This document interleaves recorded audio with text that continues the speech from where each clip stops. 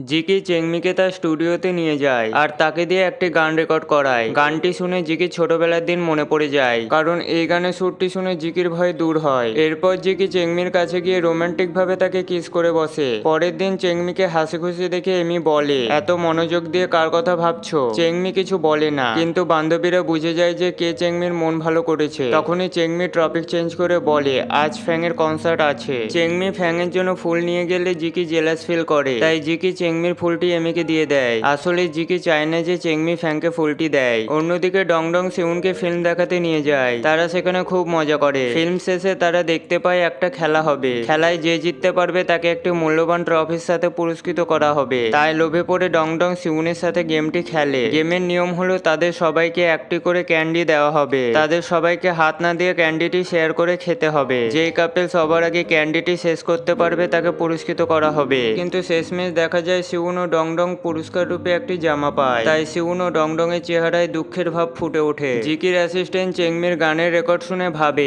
এই মেয়েটিকে একবার এলিমিনেট করা হয়েছিল। ঠিক তখনই বসের ফোন আসে। বসের কথায় জানা যায় বস চেংমিকে অনেক আগে থেকেই খুঁজছে, তাকে দিয়ে প্রজেক্টটি কমপ্লিট করাবে বলে। কিন্তু শত চেষ্টা করেও চেংমিকে খুঁজে পাওয়া যায় না। তাই অ্যাসিস্ট্যান্টকে অনেক বকাঝকা করে। এমি ফ্যাংকে ইমপ্রেস করার জন্য তার অনেক প্রশংসা করতে থাকে। এমি বলে, আচ্ছা তুমি কেমন মেয়েকে লাইক করবে? এমি চাইছিল ফ্যাং যাতে তাকে নিজের গার্লফ্রেন্ড বানায়, কিন্তু ফ্যাং নিজের মনের কথা এমিকে বলে না। চেংমি জিকির ওপর রাগ করে বেরিয়ে যায়, কারণ জিকি শুধু নিজেরটা ভাবছে। আর এইদিকে চেংমি যে এত বড় কাণ্ড ঘটালো সেটার দিকে নজর নাই। তখন জিকি চেংমিকে তার মনের কথা বলে। তার কথাগুলো চেংমির মনকে জয় করে নেয়। তাই জিকির প্রতি চেংমির রাগ দূর হয় আর ফাইনালি তারা এক হয়ে যায়।